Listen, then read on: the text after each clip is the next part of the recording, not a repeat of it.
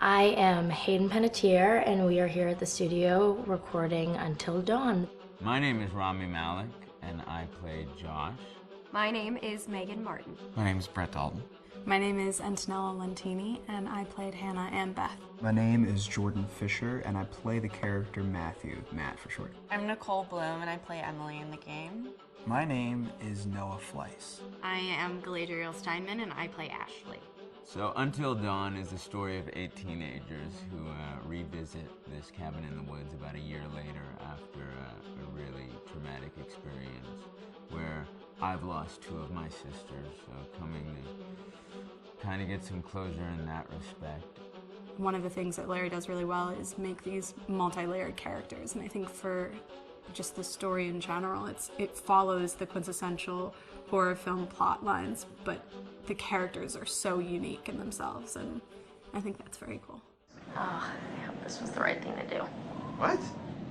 You know, getting everyone together on the anniversary. I mean, Josh seemed really pumped about us all doing something, didn't he? Yeah, no, he definitely did. I haven't seen him so excited about something in forever. Good, good.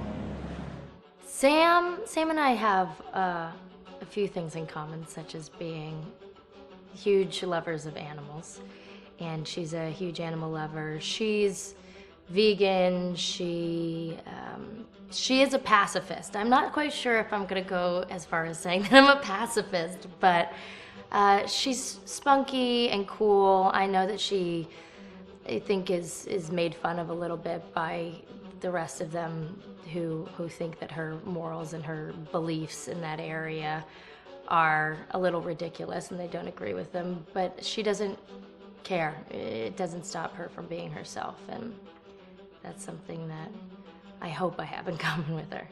You know, he definitely can be depressed at some times and a bit of a loner, but he takes some solace in one of his sister's friends, Sam, played by Hayden Panettiere, and invites everybody back to the same house the next year to kind of find some closure.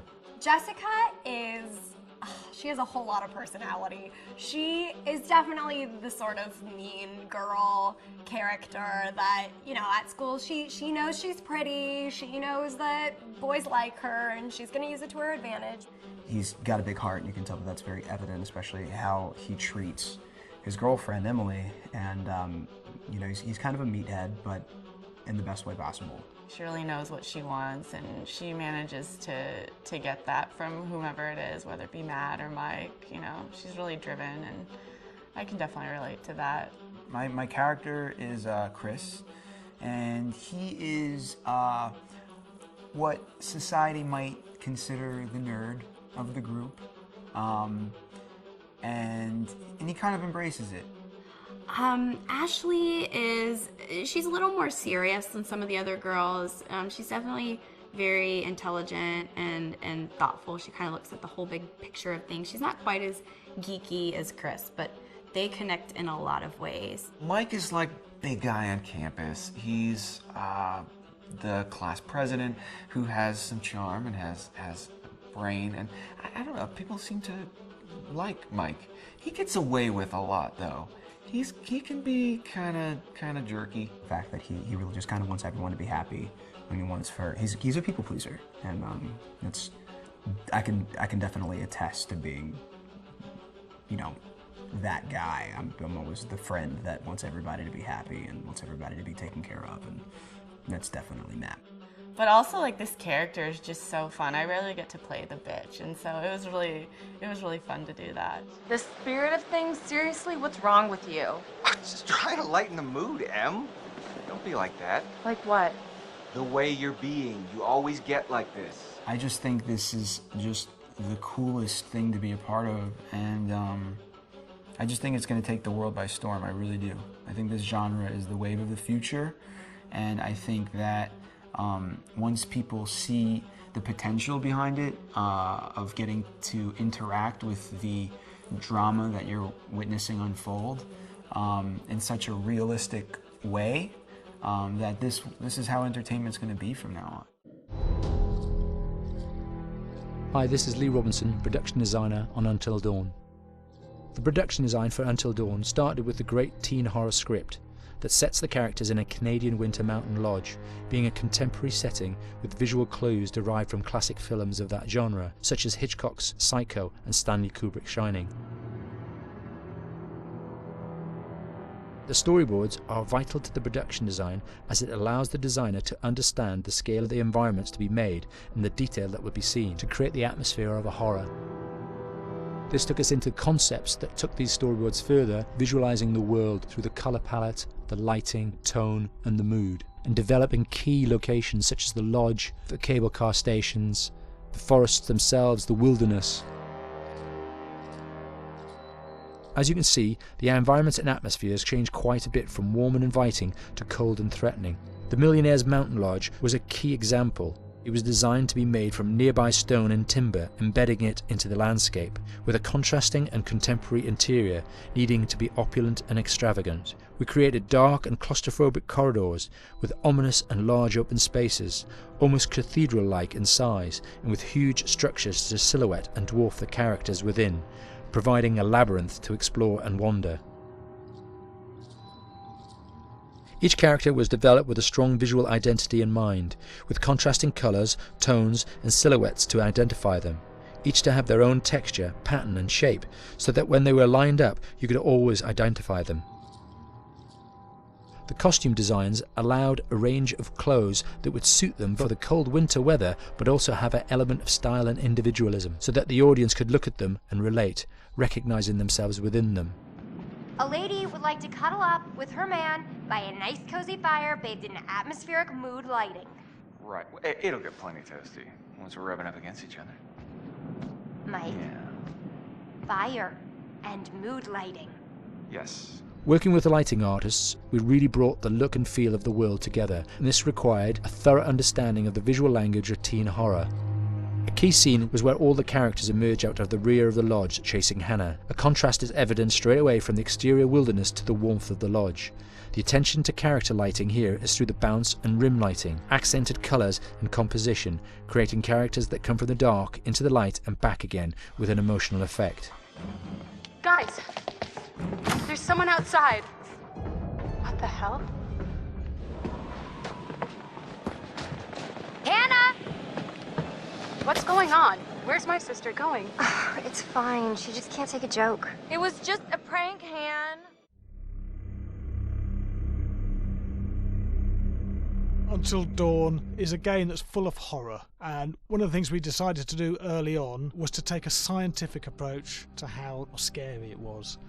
So we did experiments on people and we measured their responses to the game. We've created a test area. It's as close to a home setup as we can get it. We've recruited ordinary people to play the game and we've left them to play it on their own. You're turning the light off.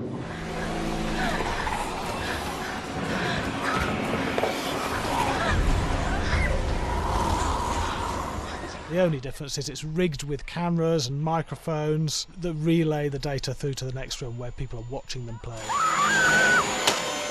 Bracelet here we use for biometric testing. It measures the player's emotional response. It's called a galvanic response sensor. It makes contact with the user's skin and it measures the electrical conductivity across their skin. It's the same principle as an old-fashioned lie detector. When you're stressed, you sweat a little, very sensitive, and picks up tiny changes if the player is feeling anxious or scared. That data's fed back to a testing team, comes through as a graph. I'm so sorry.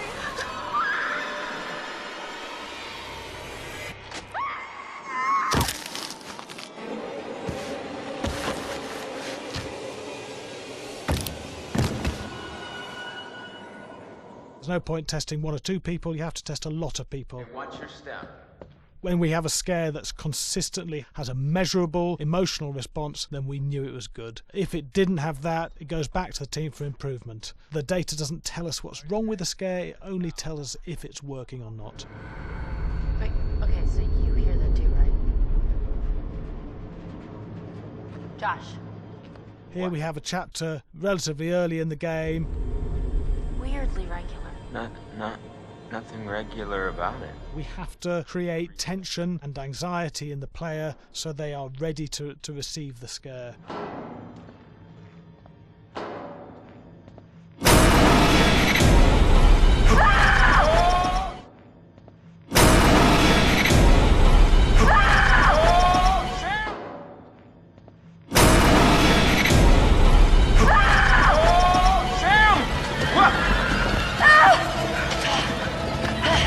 give the player time to recover, to cool down, to calm down, and then start building the tension again before we do the next scare.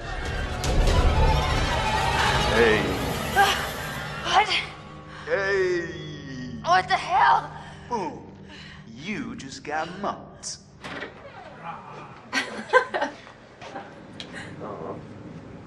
Yeah, I have such an adrenaline high from that game. There's two things we found. One is we could look at the scares, analyse if our expected scares were working effectively. Were people shrieking and covering their hands, or were they getting an emotional response from it? And being scientific about it means that we strip out people's opinions about whether things are working or not. We've got data, and we look at the data. If it's working, we're happy with it. Really scary. Bit scared and wanting to get away. I actually be maybe a bit scared to play on my own, but in a room with the lights on, yeah, with some other people as well, yeah, maybe. But because I'm a scaredy cat, I would play with someone in the room. And the lights on. It was one of the scariest games I've played in a long while. Hi, Larry. Hey, Graham. Hi, my name is Graham Resnick. I'm a filmmaker, writer, director, sound designer, and I started working with Larry Fessenden about 10, 15 years ago through my friend Ty West, who I grew up with, and have done a lot of sound design with on his films. And he was producing Ty's films at the time, and Ty introduced me to Larry. Larry produced my first feature, and we've written together on several projects. My name is Larry Fessenden. I'm a filmmaker. I run Glass Eye Pix, which is an independent production company out of New York. We make indie movies, a lot of scary movies as well. And I got a call to audition to write this video game. And I called my pal Graham Resnick because Graham is a gamer. And while I thought I could offer something to the idea of writing this multi-branching story, I knew that I would want Graham's expertise as a lover of gameplay, since I guess games were started. So and just as a lover. And as a lover, yes. Which is why there's so many sex jokes in the game. There was one Italian website that did say the Larry that's Fessenden and right. Graham Resnick, the two lovers behind Until Dawn. Come here. Maybe I know how to handle you too. I am definitely ready to be handled. So I wanted Graham by my side. Yeah, and we got the gig, and it's been an amazing ride. Oh, hell yeah. Oh my god, she's taking her shirt off. What? Oh my god. Matt, what are you doing here? Hannah. I'm sorry, Hannah. This all got Don't out of mind, hand, just but... So in the game, the basic setup is that a year prior to the game's start, all these kids had gone up to a ski lodge that was owned by the parents of one of the kids, or a couple of the kids, and some of the teenagers played a prank on some of the other teenagers, and the terrible tragedy occurred when a few of them, two sisters, ran out into a blizzard, and were never seen from again.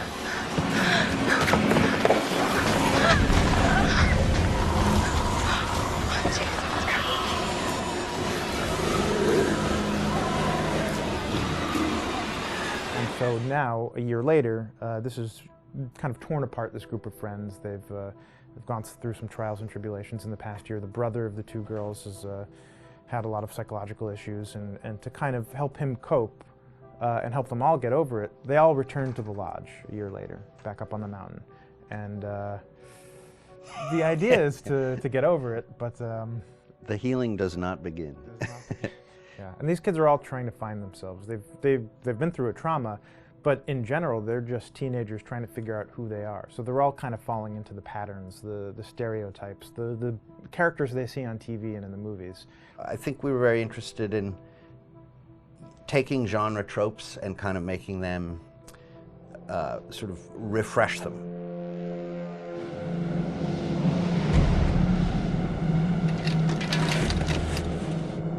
Hey, did you see that? Dad said it'd just be us this weekend. We're familiar with how slasher movies work.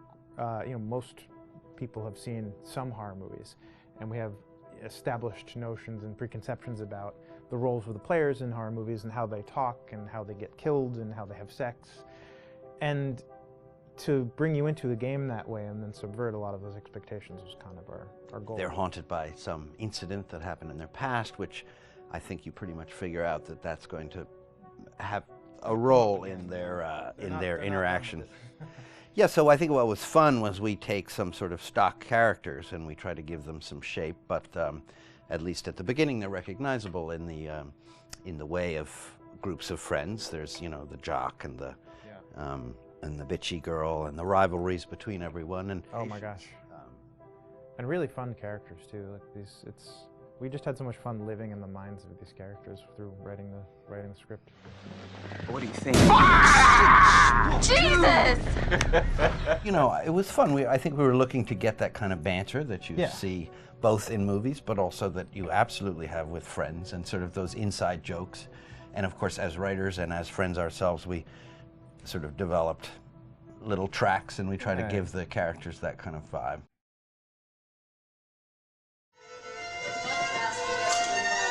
Yeah, fast and violent.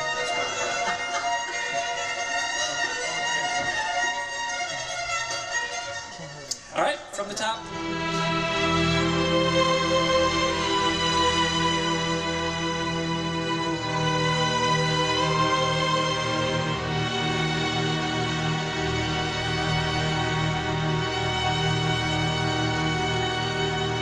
My name is Jason Graves, and I'm the composer for Until Dawn.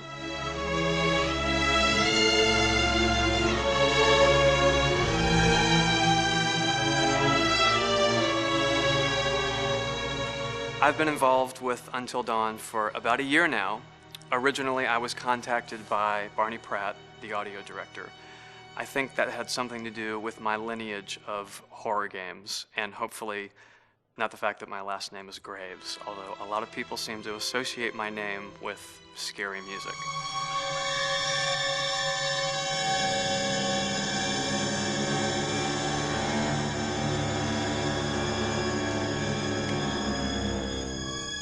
One of the things that was really exciting about working with Barney and the team at Supermassive is they really wanted something unique for the music. They wanted the music to stand out and be a character on its own in the game.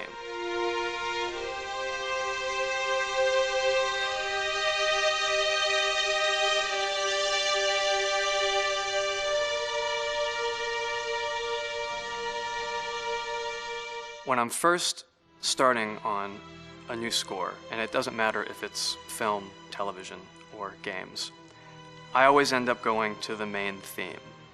Sometimes the developer or producer isn't even necessarily interested in the main theme at the beginning. I just want to do it for myself, because for me, the main theme is the identity of the game. It establishes the mood, the atmosphere, and the character of the music, and how it's going to be playing in the background. And that's what we did with Until Dawn. That was actually my demo pitch to Supermassive Games. I put a main theme together, recorded all the instruments at my studio, and sent it to them. And they liked it. We actually ended up recording that exact theme, all the instruments and everything, live here at Ocean Way, probably 9 months ago.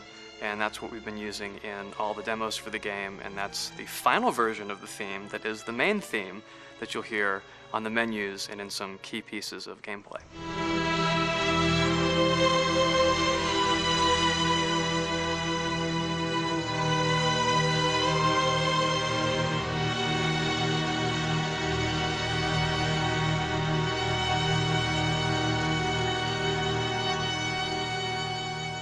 I seem to have made a name for myself in horror. And there's something about scary music, I think it's maybe the lack of rules. The biggest rule in scary music is there are no rules, so you can do anything you want, and actually, if you end up doing things that don't feel like they would work out together, they kind of clash, and it ends up being even more effective for scary music.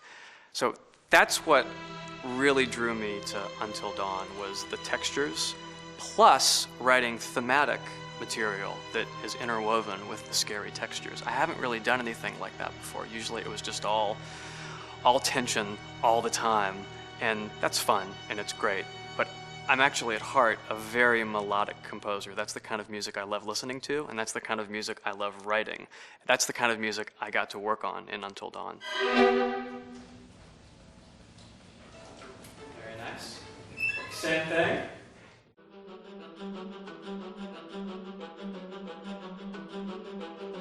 My name is Will Biles, Executive Creative Director of Until Dawn.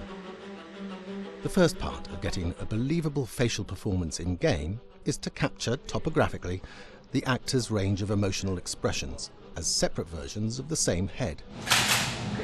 Every tiny nuance gets digitized and merged, effectively creating a model that can recreate every facial movement that the actor makes.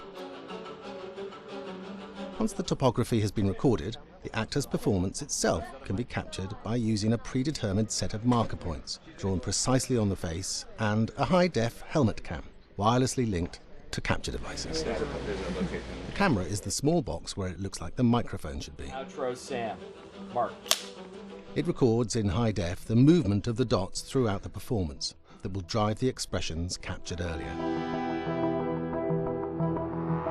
Unlike other systems, this form of capture is far less lossy because there are fewer interpretations between performance captured and performance rendered finally in-game. The audio is also recorded via two separate lavalier mics attached to the helmet. It takes a while for the actors to acclimatise to carrying around the recording devices and the helmet cams, but very soon the shoot becomes similar to any other effects shoot or a green screen shoot. The actors in these scenes are only recording facial animation, but use cursory body movements for pacing. Wait, and maybe we should all stick together and find everybody and make sure they're all okay, so... 1-1, the year before the prank. Take 2, Mark. Other than the other actors, they have to use their imagination for everything and everywhere that they are supposed to be seeing and feeling. Idiot! So dumb! From a hot midday studio in Los Angeles to a freezing midnight mountain in British Columbia.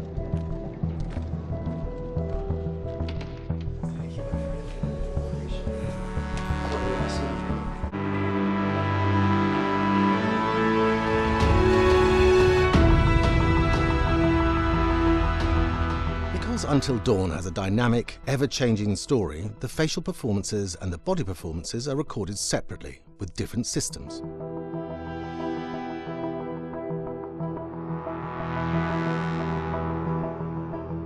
With the body capture, we use reflective bead suits and an infrared camera matrix system that drives the CG bone hierarchies in our character models. These performances cover everything from character locomotion, scene-specific performances and stunt work, most of which was recorded at studios in Pinewood and Shepperton, near London. Hannah! Hello? Combining all the elements seamlessly in the final game becomes a formidable editing and logistical task. Every variation, both physical and emotional, must be combined in these multi-edits. Scaffolding props have to stand in for the sets, because the hundreds of infrared cameras have to be able to see all of the reflective beads on the actor.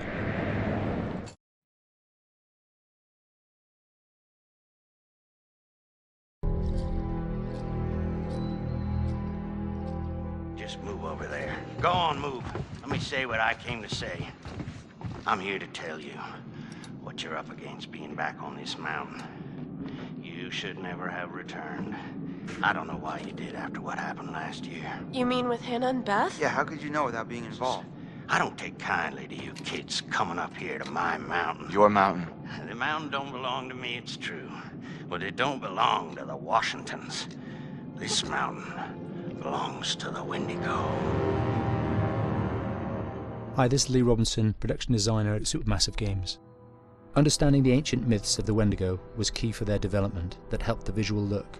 Through sketches and concepts, these elements were visualized, such as eyes being milky, almost dead, with loss of lips and eyelids due to frostbite, fangs growing and arms and legs getting longer, with skin hardening and thickening to look snarling and menacing, yet withered and lean. The hell was that? Another Fingers and toenails extending like claws, allowing them to climb effortlessly. We made them look gaunt and weathered, and having ragged remains of clothes they wore. Bloodstained and rotten, with patches of hair still remaining, they retained strong skeletal limbs which enable them to be agile and quick through the environment. Where are you? My name is Jamie Gallipo, Animation Director at Supermassive.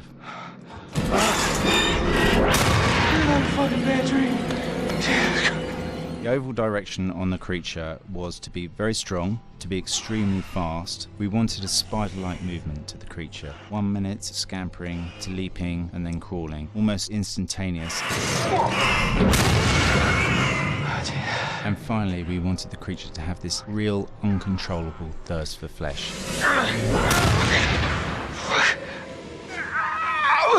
From a sound design perspective, the Wendigo is a real challenge. For the main vocalisations of the Wendigo, we used our own vocalisations, various different animals from the exotic to the farmyard, various plugins and processes to gel these sounds together and keep a human resonance behind that voice, telling the backstory of the Wendigo.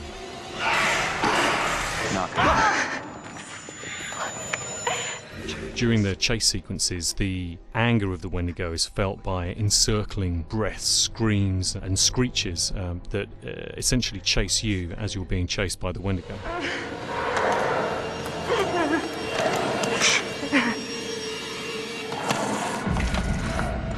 We would layer them up in a multitude of layers, sometimes 15, 20 sounds playing at the same time, to build up the vocalizations for this fearsome creature which is always in attack mode, hyperactive and chasing you throughout the game.